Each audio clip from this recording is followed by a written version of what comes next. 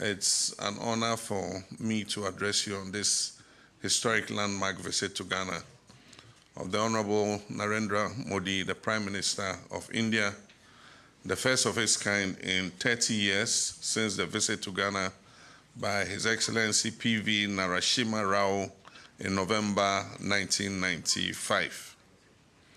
This visit is a testament to the deep-rooted historical ties between Ghana and India founded on the visionary leadership of Ghana's first president, Dr. Kwame Nkrumah, and India's Prime Minister, Pandit Jawaharlal Nehru, as well as the ever-growing strong bonds of friendship and cooperation which exist between our two sisterly countries for the mutual benefit of our people. This visit is a significant honor considering the fact that it is the first leg in the Africa visit of His Honorable Prime Minister Narendra Modi on his five-nation tour, which ends in the BRICS summit in Brazil. The two sides have engaged in significant discussions to deepen cooperation across various sectors of our economy, including agriculture, energy, manufacturing, infrastructural development, human resources, and health, amongst others. On the strength of the successful engagements, we have had a number of memoranda of understanding have been signed between Ghana and India to give impetus to our commitment and aspirations for sustained and enhanced cooperation. And these include the Memorandum of Understanding on the establishment of a permanent joint commission between our two countries, the Memorandum of Understanding between the Institute of Traditional and Alternative Medicine and the University of Health and Allied Sciences in Ho, Ghana, and the Institute of Teaching and Research in Ayurveda, Ministry of Ayush, Government of India. We've also signed an MOU on cultural exchange between our two countries, and also an MOU between the Bureau of India Standards and the Ghana Standards Authority. Following consultations between our Honorable Minister of Foreign Affairs and the Indian High Commissioner, we also have requested the signing of MOUs on vaccine manufacture and production, MOU on supply of agricultural machinery and implements, and an MOU on defense cooperation. Ladies and gentlemen, this visit could not have happened at a better time as government is committed to pursuing its reset agenda to provide the needed support to the Ghanaian people. Government will therefore leverage on its relationship with like-minded countries such as India to achieve our set objectives. Both countries will work to deepen economic and investment relations at a time that Ghana is undergoing economic restructuring due to the debt treatment we're undergoing and the IMF program. Going forward, Ghana and India intend to pursue these engagements through diplomatic mechanisms, including Foreign Office consultations with each other, as well as the Permanent Joint Commission for Cooperation, to give effect to the intended outcomes of our engagement for mutual benefit. Our esteemed guest, Prime Minister, will be decorated with the prestigious National Award of the Office of the Order of the Star of Ghana at a state banquet. At a state banquet to be held in his honor this evening. It is a testament of the friendship that exists between the people of Ghana and the people of India. On Thursday, 3rd July, the Prime Minister will also visit the Kwame Nkrumah Memorial Park. This memorial park is a landmark that reflects India's advocacy for freedom and its advocacy and support to Africa during the anti-apartheid struggle. It also is a testament to the solidarity that India extends for South-South cooperation. Ahead of his scheduled departure, our Parliament will be honored to listen to an address from the Prime Minister of India, and as everybody knows, India is the world's largest democracy, and so our Parliament is going to be honored to have the Indian Prime Minister come and address it. And so on this occasion, I wish to thank Prime Minister for his visit and to once again, as we did already, extend our condolences to India on the recent air accident that happened. We extend our condolences to all the families that were affected, and also we extend our best wishes to the sole survivor who miraculously worked out of that plane crash. Thank you, Mr. Prime Minister, and you're warmly welcome.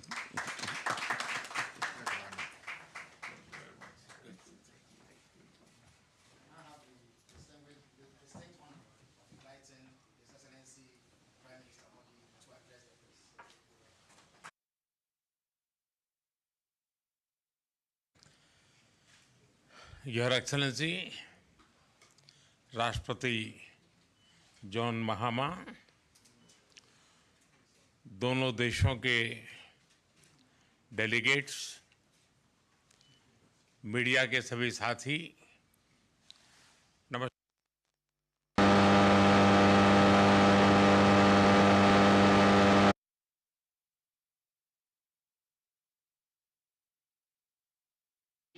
यात्रा हो रही है। मेरे लिए यह अत्यंत गर्व की बात है कि मुझे यह अवसर मिला है। अय्य मे अनेजे से मेवोहा, घाना में जिस आत्मीयता, गर्मजोशी और सम्मान से हमारा स्वागत हुआ है, उसके लिए मैं हार्दिक आभारी हूं।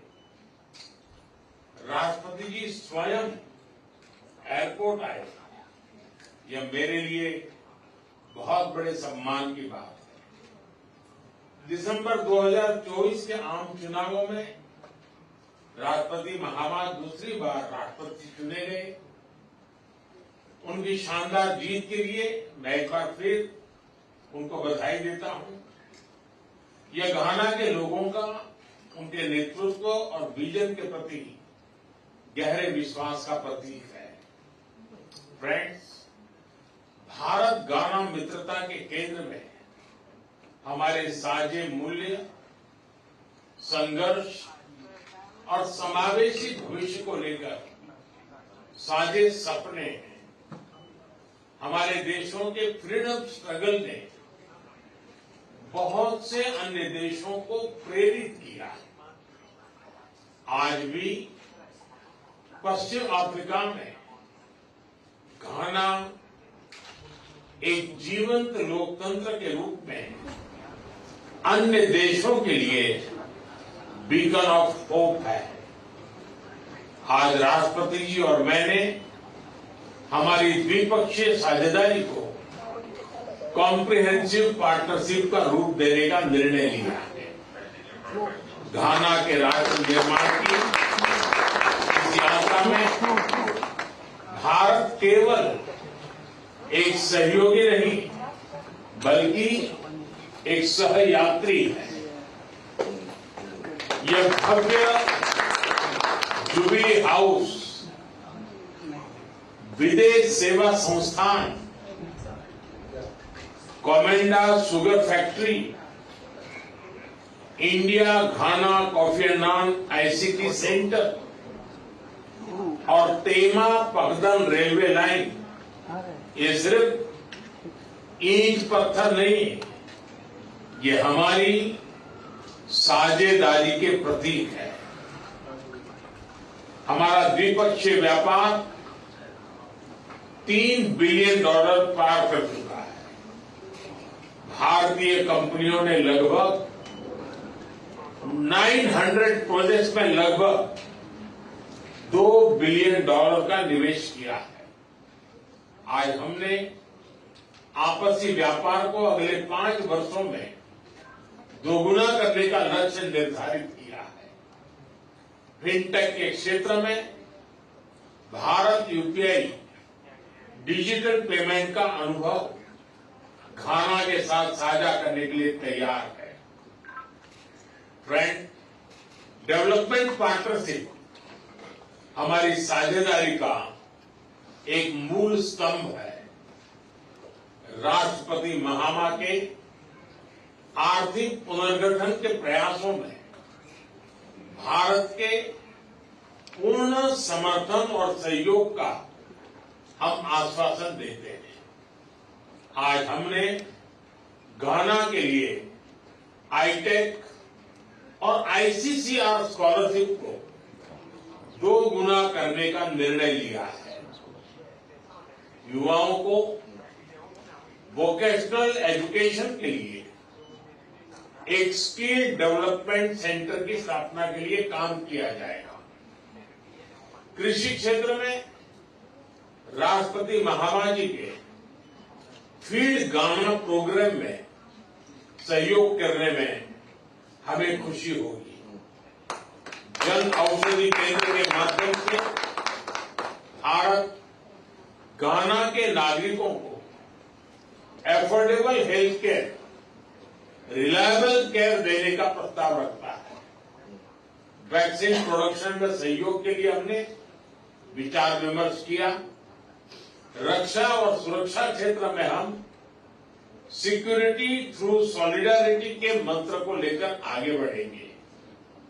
सशस्त्र बलों की training, maritime security, defence supply और साइबर सिक्योरिटी जैसे क्षेत्रों में सहयोग को बढ़ाया जाएगा। क्रिटिकल मिनरल्स के एक्सप्लोरेशन और माइनिंग में भारतीय कंपनियां सहयोग देगी।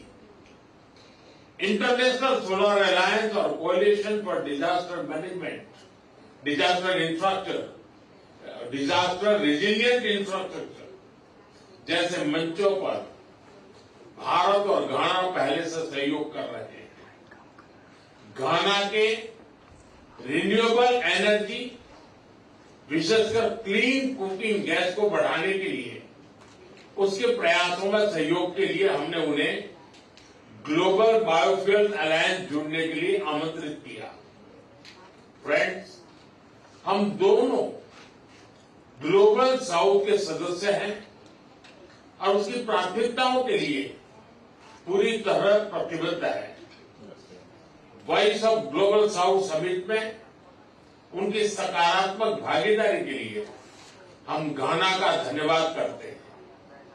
भारत के लिए यह गर्व की बात है कि हमारी G20 अध्यक्षता में अफ्रीकन यूनियन को G20 की स्थायी सदस्यता मिली। हमने साहेल रीजन सहित अन्य क्षेत्रीय और अंतर्राष्ट्रीय विषयों पर भी विचार विमर्श किया।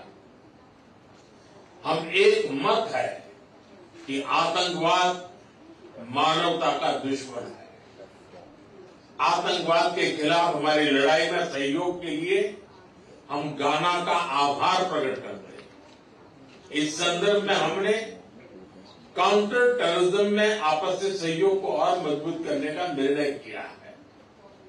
यूएन रिफॉर्म्स को लेकर हमारा दृष्टिकोण एक जैसा है। पश्चिम एशिया और यूरोप में चल रहे कॉन्फ्लिक्ट को लेकर हम दोनों ने गहरी चिंता व्यक्त की है। हमारा मानना है कि युद्ध का युग नहीं है। डायलॉग और डिप्लोमेसी से ही समस्या का समाधान होना चाहिए। फ्रेंड्स, घाना में भारतीय समुदाय हमारे पीपल टू पीपल संबंधों की विशेष कड़ी है। लंबे समय से भारतीय शिक्षक, डॉक्टर और इंजीनियर घाना में सेवाएं दे रहे हैं। यहां की आर्थिक और सामाजिक प्रगति में भी भारतीय समुदाय सकारात्मक योगदान दे रहा है। भारतीय समुदाय के साथ कल अपनी मुलाकात के लिए मैं बहुत ही उत्साहित हूं। राष्ट्रपति जी, आप भारत के घनिष्ठ मित्र हैं। आप भारत से भी भली भांति परिचित हैं। मैं आपको भारत यात्रा का निमंत्रण देता हूं। मुझे विश्वास है कि आप हमें भारत में अपना स्वागत करने का अवसर प्रदान करेंगे। एक बार फिर मैं आपका, घाना सरकार और गाना के सभी लोगों का उनके आतिथ्य सत्कार के लिए हार्दिक आभार व्यक्त करता हूं। बहुत बहुत धन्यवाद।